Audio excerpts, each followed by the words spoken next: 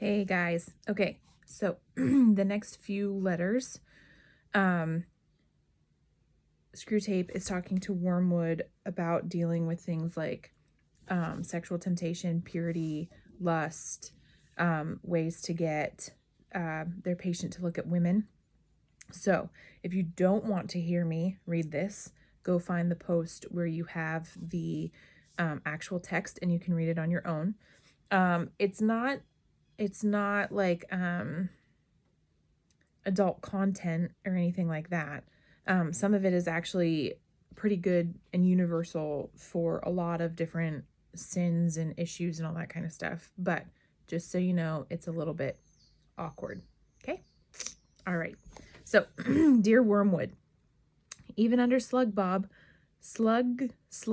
Gob, you must have learned at college the routine technique of sexual temptation, and since for us spirits this whole subject is one of considerable tedium, though necessary as part of our training, I will pass it over. But on the larger issue involved, I think you have a good deal to learn. The enemy's demand on humans takes the form of a dilemma, either complete abstinence or unmitigated monogamy. Monogamy is being with one person, like marriage. Ever since our father's first great victory, we have rendered the former very difficult to them. The latter, for the last few centuries, we have been closing up as a way of escape.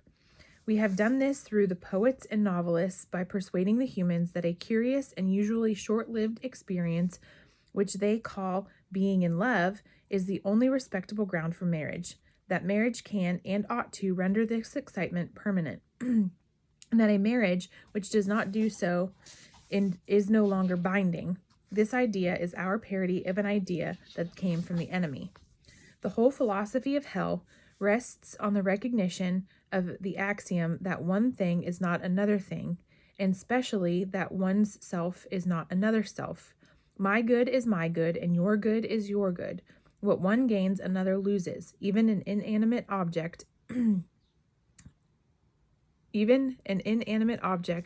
is what it is by excluding all other objects from the space it occupies. If it expands, it does so by thrusting other objects aside or by absorbing them. A self does the same. With beasts, the absorption takes the form of eating. For us, it means the sucking of will and freedom of a weaker self into a stronger. To be means to be in competition. So like this whole idea of like what's your good is your good and what's my good is my good is kind of that whole like truth is relative thing. Like what's true for you is true for you, but it's not true for me. So don't put your truth on my truth and my truth on your truth and all that kind of stuff. So that's kind of what he's talking about right here. Now, the enemy's philosophy is nothing more nor less than one continued attempt to evade this very obvious truth. He aims at a contradiction. Things are to be many, yet somehow also one. The good of oneself is to be the good of another. The impossibility he calls love, and this same monotonous panacea, can be detected under all he does and even all he is or claims to be. Thus, he, that's the enemy, is not content, even himself, to be a sheer arithmetical unity. He claims to be three as well as one, in order that this nonsense about love may find a foothold in his own nature.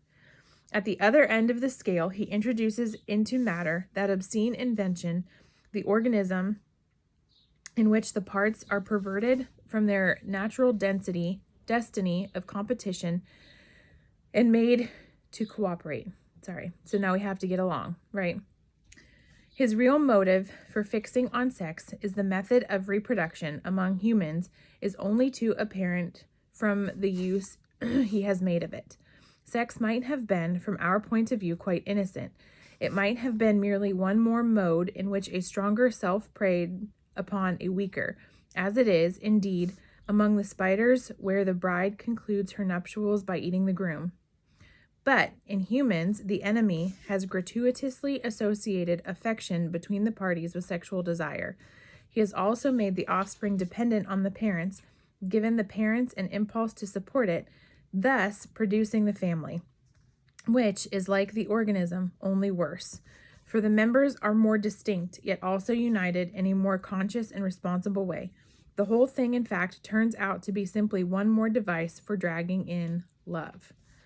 Now comes the joke. The enemy described a married couple as one flesh. He did not say a happily married couple or a couple who married because they were in love. But you can make the humans ignore that.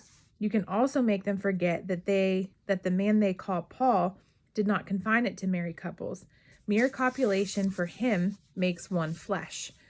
You can thus get the humans to accept as rhetorical eulogies of being in love what were in fact plain descriptions of the real significance of intercourse.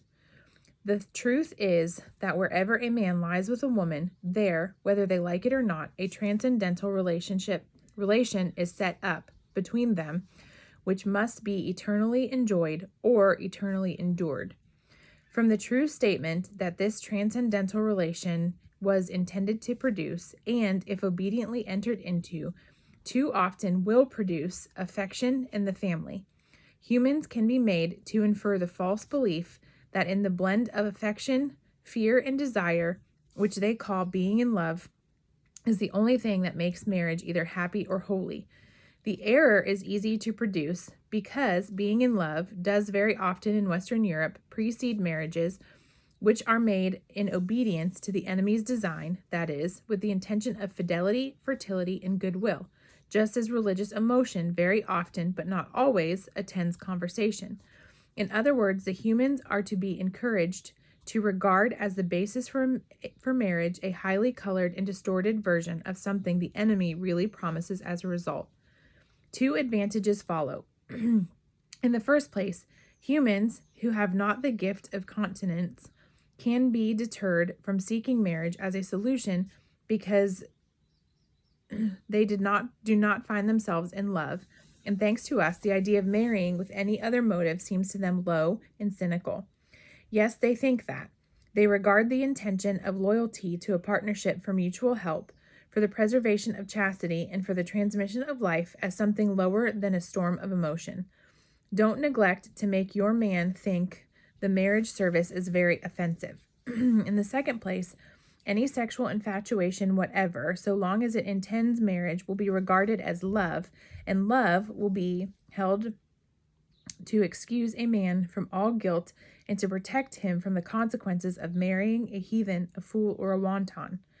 But more of this in my next, Your Affectionate Uncle Screwtape. So overall, what he's saying is that a lot of things get excused because people say they're in love, right? And he's saying that people get married because they feel like they're in love. And we have to make them feel like once they feel they're in love, that they're going to be that way forever. So then marriage isn't necessarily happy, and we can keep him unhappy because he married for love and he really wasn't in love, right? And we're getting this whole like love and lust thing confused. Like if I have this strong emotion, it must be love, and it's not always that way. So that's what he's talking about in that letter.